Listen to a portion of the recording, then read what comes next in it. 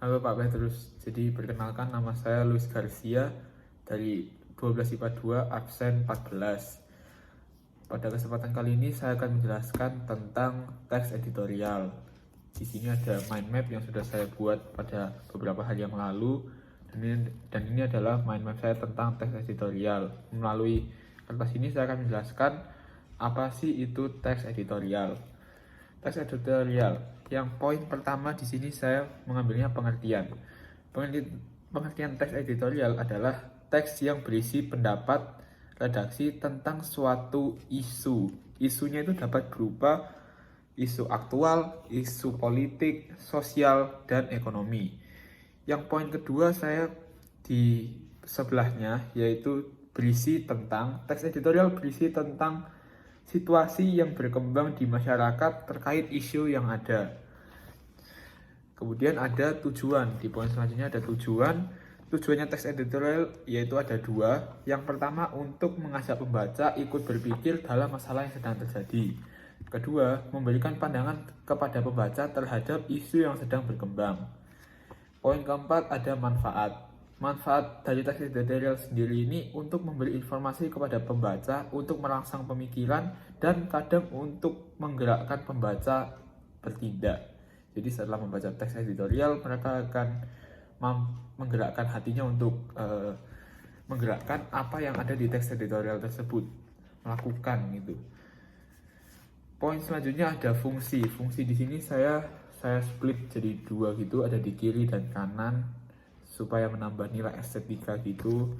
Ya, jadi fungsi yang pertama ada menjelaskan berita dan akibatnya pada masyarakat. Kedua, mengisi latar belakang dari kaitan berita tersebut dengan kenyataan sosial dan faktor yang mempengaruhi dengan lebih menyeluruh. Yang ketiga, terkadang ada analisis kondisi yang berfungsi untuk mempersiapkan masyarakat akan kemungkinan yang bisa terjadi. Keempat, meneruskan penilaian moral mengenai berita tersebut. Poin selanjutnya ada ciri-ciri. Ciri-ciri dari teks editorial sendiri ada 4. Yang pertama, berisi opini redaksi tentang peristiwa yang sedang hangat diperbicarakan. Kedua, berisi ulasan tentang suatu masalah yang dimuat. Yang ketiga, berskala nasional. Berita internasional dapat menjadi tajuk rencana apabila berita tersebut berdampak pada skala nasional. Yang keempat, tertuang pikiran subjektif redaksi. Jadi teks editorial itu berisi tentang pikiran subjektif dari redaksi atau penulisnya.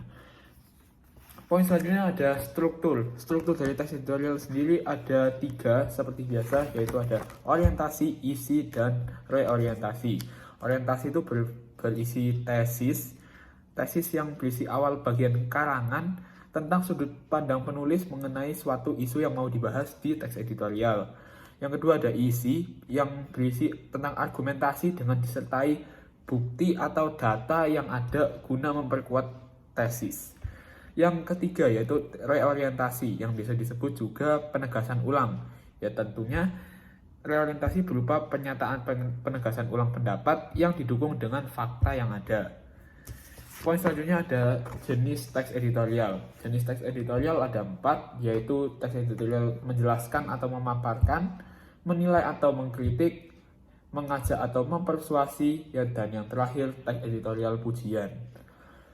Kemudian di poin terakhir, saya ada kebahasaan teks editorial. Ciri kebahasaannya ada 5 yang saya tulis di sini. Yang pertama menggunakan adverbia atau kata sifat. Di teks editorial banyak menggunakan kata sifat untuk mendukung teks editorial tersebut. Yang kedua ada fakta. Fakta ini dibagi menjadi 2, yaitu ada fakta umum dan fakta khusus. Fakta ini adalah suatu hal yang berisi data yang valid. Jadi yang ada tanggalnya, yang ada peristiwa yang benar-benar terjadi gitu. Yang ketiga ada opini. Opini dibagi juga menjadi 2, yaitu opini perorangan dan opini umum. Opini merupakan sesuatu yang belum ada validasinya, yaitu sudut pandang sepihak dari penulis yang mengarahkan pembaca untuk ingin menyetujui opininya seperti itu. Jadi belum ada datanya. Yang keempat ada verba. Verba itu dibagi menjadi 3, yaitu ada verba material, verba relasional, dan verba mental. verba sendiri itu berarti kata kerja, di mana kata kerja tersebut pasti ada di teks editorial. Yang kelima, teks editorial pasti menggunakan konjungsi. Konjungsi ya seperti temporal atau konjungsi yang subordinatif gitu, seperti dan, yang gitu. Itu ada di teks editorial. Sekian penjelasan saya untuk teks editorial ini. Semoga kalian mengerti yang melihat video ini. Saya ucapkan terima kasih dan sampai jumpa. Dadah.